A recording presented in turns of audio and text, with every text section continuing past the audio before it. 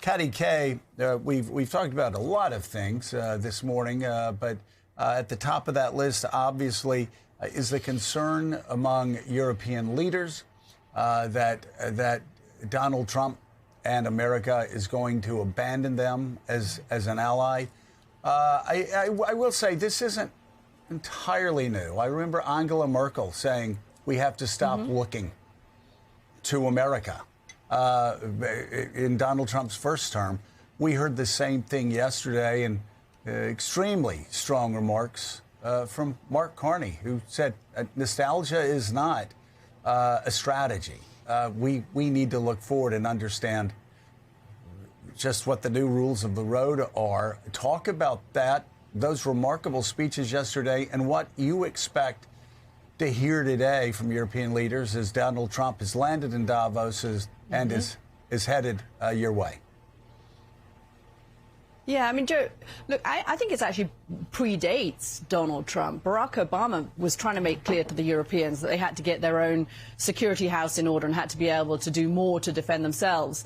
He didn't push it the way Donald Trump has, but Donald Trump has clearly, and he took credit for that in that extraordinary press conference last night, saying, you know, I've got the Europeans up to 5% of GDP on their defense spending, and he may not have got quite there, but he's getting it that way. I think the message has come through finally to the Europeans that they've got to do more, and they're now waiting to see. I mean, I'm sitting here in Davos waiting for his helicopter to land, and there's this sense of, you know, is he a kind of weird bated breath, and maybe that's what Donald Trump wants. He wants us to be thinking, okay, what's the next plot twist in this kind of drama that he runs from the White House? Is it he arrives here, and as he suggested last night, everyone in NATO is going to be happy, and actually this was classic, you know, kind of deal negotiating where you put 100% and demand 100%, but you'll settle at 60%. I think the risk there is that in demanding 100%, you fracture a lot of things. And so if America was now to turn to Europe and say, actually, you know what, can you help us with what is the real problem in the world and the real struggle we have, which is China, maybe you're going to get Europeans, even after this demand was made, however Greenland resolves itself, even if it gets settled amicably, they're going to say, you know what, this was too much. Questioning the sovereignty of Europe just made us really not trust you, and why should we help you when you need it? But Peter Baker's also right. It's interesting being here in Davos, because what Peter says is so true. It's not just a nostalgia for the 1950s. All of those things that the global elite were talking about 5 years ago, 3 years ago, climate change, sustainability, equity, you don't hear any of that being talked about really here in Davos at the moment. It's all about AI and kind of muscular view of the world. And that's Donald Trump. And it's not just Donald Trump making European politicians nervous. It's Donald Trump having the capacity to kind of freeze American business leaders. I mean, they are nervous too. You don't hear them talking about any of the things Donald Trump doesn't want them to talk about. So his effect here on the rest of the world has just been, in the business world, in the political world, he just has this capacity to make people much more afraid of him. And I guess from his point of view, that would be, you know, a win. He likes the idea that he's projecting strength. But it's not really in America's long-term best interest if they're trying to tackle the bigger problems in the world. Katty, we're getting a preview of the president's tone, perhaps, when he arrives at Davos from Treasury Secretary Scott Bessent, who's been there for the last day or so, and being very dismissive of Europe, mocking Europe when asked about why America is doing what it's doing with Greenland. He said, what are they going to do, form the dreaded European Working Group, kind of just waving off the idea that Europe should have a say in all this. So as the Europeans are pushed farther and farther, as we heard the speeches that we played this morning, also from Canadian Prime Minister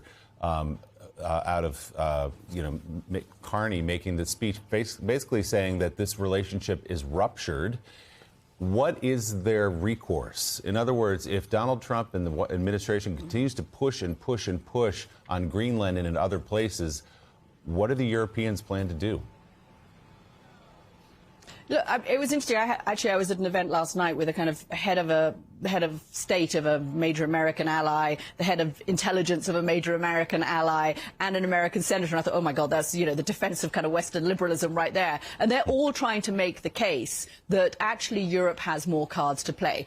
America, we know this, trades an enormous amount, your biggest trading partner. They could put up tariffs. That would hurt the European economy. It would hurt the American economy too. But they could go for the supply lines. I mean, what did the Chinese do so well? They said, OK, we've got something that you want, which is minerals. We're going to keep those from you. There are points in the supply chain to the United States when it comes to tech and when it comes to pharmaceuticals, and they could go for those supply chain points. So there are cards that the Europeans have. They could take action against America's big tech firms. It would hurt Europeans, but I think there's little doubt here, Willie, that if they really push with this, and Howard Lutnick was speaking at an event here in Davos last night and was heckled for that kind of belligerence, same sort of thing. We're not going to Davos to uphold the status quo. We're going to confront it head on. President Trump, you know, they have a new sheriff in town. With that kind of language, if that's the kind of language that Donald Trump persists with here in Davos and then follows up with action against Greenland, I think you will see a more robust response from the Europeans. I mean, they're kind of deliberating. Do we extend the hand of friendship? Do we extend the baseball bat? Do we extend the hand of friendship but have the baseball bat behind our back? They're kind of weighing their options at the moment. They're really waiting to see what his tone is and what his actions are after this speech, because that obviously matters just as much. But I think the Europeans are looking seriously about the ways it might hurt them, but they have to defend European sovereignty. They really have no choice for their own domestic audiences. These are political leaders that have domestic audiences that don't like this as well, and they want to get re-elected too. Peter Baker, observing what's going on in Davos these past few days, even from this distance, is interesting, given the dominance of the President of the United States. I mean, even when he's not there and he's just arrived and he's about to speak, but he has dominated the discussion all week long. He dominates the discussion all day, every day. And my question to you is, in that dominance, are we underestimating the importance, the real importance of what Mark Carney said today? Well, I think it'd be hard to underestimate it because it's so important, right? I mean, what he is saying, our closest neighbor, our closest friend and longtime ally is saying, is that America can't be relied on anymore, and that the world that America built in the post-World War II era is done. And I'm not sure that Trump would disagree with that. He might frame it differently, but he has basically tried to blow it up. Look at what we're talking about with Greenland. We talk about Greenland as if this somehow makes sense, right? Well, you know, in the 20th century, the United States positioned itself as the country that stood up to conquerors, right? The countries that wanted to take other countries' territory, we would be on the side of the people who didn't want their territory taken. That didn't mean that the United States didn't go out of its way sometimes to topple governments and even temporarily occupy countries. We all remember Iraq and Afghanistan. We all remember other, darker moments in our history. But we didn't seize other people's territory. We didn't seize other people's land. That was something other countries did. That was something that Germany under the Nazis did, or the Soviets did, or the Saddam Hussein did when he tried to make Kuwait the 19th province of Iraq. You know, now suddenly we're talking about the United States seizing either by economic coercion or possibly even military force territory, not just of another country, by the way, but of an ally, over the objections of the people who live there who do not want to be part of the United States. That has nothing to do with the international order that the United States created and fostered starting in 1945. Yeah, everything Peter just said right there is right. Certainly in the President Trump's year in office, some of the foreign policy moves have been bold and unexpected and upended America's relationship to the world. Nothing would compare to what would happen if he follows through on this threat to take Greenland. And John Hammond, in that news conference yesterday, the president did take a handful of questions at the end. And he was asked this, and it applies to Greenland as well. He was asked, well, you're clearly upset. I'm paraphrasing, but just barely. You're upset you didn't win the Nobel Peace Prize. If you had won the Nobel Peace Prize, how would that have made Americans' lives better? Right. And same with this. If you get Greenland, how have you made Americans' lives better? And the answer seems pretty mysterious to me. And as he's focused on that, he's not focused on things that actually would improve Americans' lives, like rising prices, health care, and the like. I think the answer to that was, paraphrasing again, was humana, humana, humana, right? I mean, yes, it's clear that he's distracted, and it's clear that he's not focused on trying to keep the main thing the main thing. I just, go back to, this is something Joe's been talking about the last couple of days. I think we're still trying to really get our heads around this reality, which is that everyone around this table and everyone on the other side of the camera would say, in the post-World War II era, the United States helped create a new international order from which it benefited enormously. It was the dominant country. Nobody benefited more than we did, and it brought enormous benefits, economic, social, cultural, to America. Donald Trump and the people around him do not share that reading of history. And you hear it come out every now and then. There was this interview that Tapper did a couple weeks ago with Stephen Miller about the Greenland thing.